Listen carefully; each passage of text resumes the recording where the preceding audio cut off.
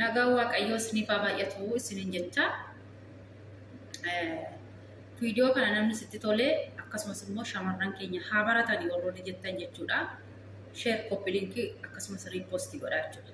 Kaleessa obboleessi keenya Sanbatoon kuni waan barumsa guddaa namaaf kennu tokko nuuf dabarsee ture jechuudha. Haa ta'u malee jecha inni wanta inni irra dabarse kanarratti jechuudha namoonni baay'een namoonni dubbiin isaanii galle namoonni sammuun isaanii furrii ta'an tokko koomentiidhaan jala deemanii arrabsaa turanii jechuudha. Innaa obboleettiin keenya tokko Saudi Arabiyaa teesseetu mucaa jaalallee isheetii gara Dubaayitti fiddee jechuudha. Dubaayii yeroo fidduu gaafa mucaan kun Dubaayii galee jedhu Sanbatoon kuni akka jedheetitti mucaa kana waraqata hojjechiisuuf mirmaraa gaafa geessu mucaa sana keessatti HIV'n akka argamedha kan inni dubbatee ture jechuudha. Garuu inni mucaayoo sanas bilbilee aksheefillee akka barumsaa ta'utti yoo galteellee akka qaamaa waliin agarree dubbatee ture jechuudha. Jecha kanarratti namoonni dubbiin isin hin galle immoo arrabsaa turtanii jechuudha. Kana duwwaamti ijoollee obboleettii keenya tokko jechuudha mucaa wayii onlaayiniidhaan haasofsiisaa turte jechuudha. Waggaa tokko ol haasofsiisaa turte. Haasofsiisteetu kontoraata ishee fixxee yeroo galtuu Araboonni darsoo marsii tikkeettii kutaniif jechuudha. Boqonnaaf galtee akka deebitu jechuudha. Jennaan intalli kuni dura maatii ishee bira dhaquu dhiisteetu mucaa kana bira dhaqxee jechuudha. Mucaa kana wajjiniin hoteela torban tokko turanii isaan booda erga hoteela torban tokko turtee booda akka namarreef biyya alaadhaa galutti mucaan umti suni eerpoortitti achi ol ishee deebiseetu maatii isheetti bilbilattee kottaa na fuudhaa jette. Galgala himattee maatitti bor guyyaa akkasitti saatii akkasitti kottaa na fuudhaa jette jechuudha. Mucaan suni torban tokko hoteela wajjiniin tureetu deebisee mana hoteelaa baasee eerpoortitti achi ol ishee deebiseetu chaao jedheetu ishee deemee jechuudha. Haa ta'u malee gurbaan suni erga ishee wajjiniin torban tokko turee eerpoortiidhaan ishee gaheeti deebisee eerpoortitti isheedhaan gahee booda intala kana deebisee hin bilbillee fi masmara isheen beektu sanallee hin balleessee hin cufatee jechuudha. Mucayyoon kun aartee dhiistee maatii ishee bira boqonnaaf turteetu deebiteetu dhufti jechuudha. Ji'a tokko booda jechuudha. Gaafa deebitee dhuftuu mucayyoon kun hin dhukkubsatte dhaggeeffadha. Hin dhukkubsatte jechuudha. Gaafa isheen dhukkubsattu maadaamiin fuuteetu hin ulfooftee laata jettee shakkitee fuuteetu mirmaraa geessite jechuudha. Gaafa mirmaraa geessitutti waan maadaamiin ishee yaaddee fi waan mucayyoo kana mudate addadha. Mucayyoon kun dhukkuba HIVtiin akka qabamtee jirtu itti mani akka hakiimonni maadaamitti jechuudha. Sanii booda mucayyoo kana maal goote isheen daqiiqaallee tursiisnee as chokkaayii tikkeetti kutteetu gara biyyaatitti ishee shanyaate.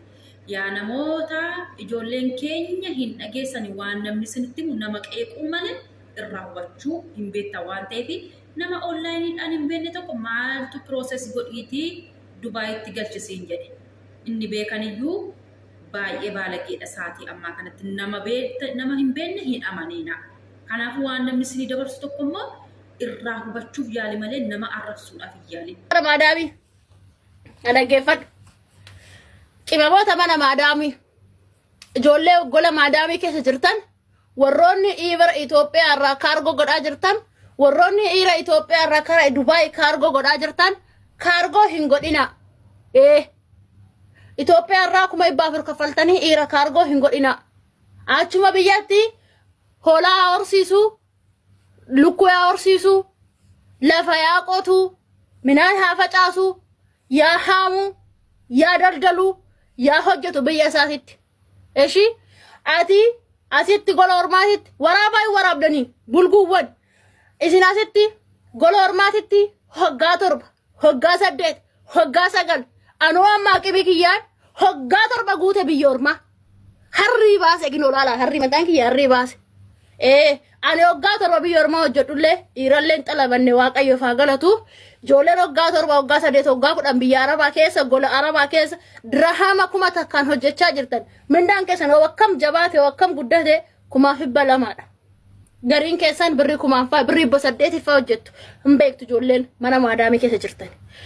Kanaafuu birrii kana hundatti hangalaaste biyyarraa ordara gootee fiddee minni ettee riipoortitti eegdee hababaa qabattee eegaa jirtu Maammadan Itoophiyaa irraa dhufu vaayirasii fidaa jira jedhan. HIV AIDS fidee biyya bakkalee kun gadi garaa rakra biyya inni biyyatti boolla sagaltama qofforee dhufe habibti ati mar gola maadaamii keessa shintimeeti maadaamii dhiquu malee habibti ati hojii kee malee ati dalagaa kee malee ati kaayyoo kee malee homaa quban qabdu inni biyyatti boroborii sagaltama koree dhufe waan ta'eef Maammadoo Itoophiyaa irraa kaargoon godhina adaraa keessan obboleewwan kiyya gola maadaamii keessa jirtan ani hoggaa shanan gola hoggaa jahan gola maadaamii hojjedhe mana maadaamii keessa hoggaa jahan hojjedhe dadhabbii mana maadaamii nan beeka bu'aacee mana maadaamii nan beeka makaraa mana maadaamii nan beeka naa ta'a jettee kana korokonjii kottee awwaara biyyarraa fiddee kuma ibbaa afur itti baastee kuma ibba sadii itti baastee achii fiddee birrii keetitti naftu isaa isatti namtu atazala adeemi fikiran jettu kun ne awuxa kobbay kulloo nama nageenyii fi araarri waaqaa isiniif haa baay'atu isiniin jedha mee viidiyoo kana sheer godha hundumaaf barumsa akka ta'utti jechuudha gaaffiillee sirraan qabanis jechuudha obboleettiin keenya kun akkana jette nama jaallattu tokko yoo dhukkuba qabaate ni jibba mooyii silaa waansaa jette nama dhukkuba qabu tokko jibbi kan jedhus hin jiru namni dhukkuba qabus immoo hin jibbamu an akka kiyyaatitti jechuudha nama dhukkuba HIV qabu tokko yoo ani nama an jaalladhu keessatti jechuudha dhukkubni HIV tokko yoo argame nama sana nan dheessa sirriitti maaliif jennaan fayyaa wanti caalee hin jiru waan ta'eef dhukkubni sarra jiru immoo dhukkuba daddarbuu waan ta'eef jechuudha. Kanaaf iyyuu immoo yeroo baay'ee jechuudha nama dhukkuba HIV qabu tokko nama akkasaa dhukkuba kana qabu wajjin jiraata malee namni dhukkuba HIV qabu tokkoo fi namni qulqulluun tokko akkamitti waliin jiraata. Yookiin immoo ani jaalala sannaa calaa isuma wajjin jiraadhee tananii du'uunaa wayii hojjette mirga keedha. Sigalee innaa jechuudha kanattaan suma maal sinin jechuun barbaada amma fakkeenyaaf jechuudha ijoolleen abbaa manaa keessanis haa ta'u jaalallee keessanis haa ta'u nama jaallattan tokko jechuudha. Otoo dhukkubni HIV keessatti argame sinin jedhani wajjiniin jiraattu moo hin dheessitu kana natti himaa.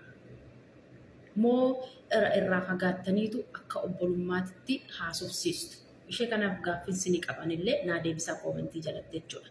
Kanaaf iyyuu obboleettii koo nama dhukkuba qabu tokko jibbi kan jedhus hin jiru namni dhukkuba qabu hin jibbamu.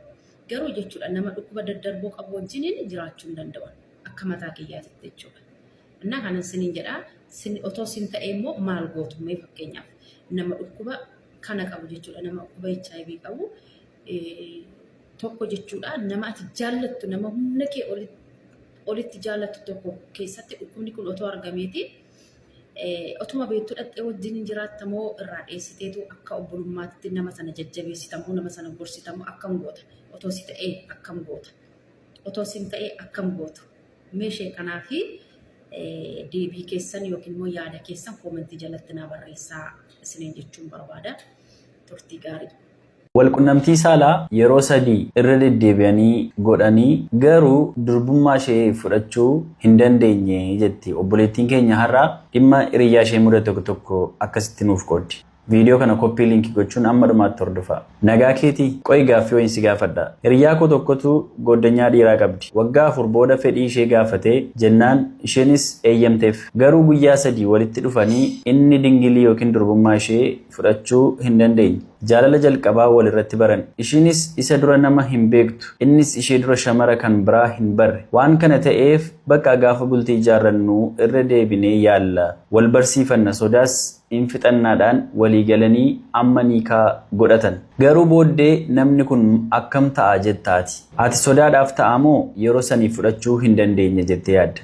Isheenis simmeetii ishee qabachuu dadhabde. Innis akkasuma garuu niikaa godhataniiru. Baay'ee ishee jaallata. Amma isheen jaallattuun olitti wallaahi. Garuu maal godharee mee waa jedhii fi jetti obboleettiin keenya har'a dhimmichi laakkas ture. Waggaa 4 wajjin turaniiru. Wal bira gahanii garuu hin beekan. Guyyaa tokko fedhii ishee gaafateetu wal qunnamtii saalaa yeroo raawwatanii fudhachuu dadhabe. Irra deebi'anii yaalanii guyyaa 3 yaalanii fudhachuu hin dandeenye. Haa ta'u erga bultii ijaarrannee booddeetii irra deebinee yaalla sodaa keenya sin fixanna yeroo sanatti jedhanii walii galaniitu amma niikaa godhataniiru jechuudha. Garuu dhimmi kuni akka salphaatti waan ilaalamu waan hin taaneef obboleettiin keenya baay'ee waan ishee cannaqeef hiriyyaan ishee sunis baay'ee waan itti yaaddee fi maal wayyaa maal gochuu wayyaa jettee gaafatti. Guyyaa sadii irra deddeebi'anii yaalaniiru hin taane. Kana booddee maaltu ta'uu danda'a? Dhuguma erga bultoo keessa galaniis wanti kun milkaa'uu fi danda'a gurbaa kanaaf jettee waan yaaddeef waan itti yaaddofteef dhimma kana uummanni maal jedha yoo isa mudate maal murteessuu danda'a jettee waan yaaddeef gara keessanitti fidnee jechuudha.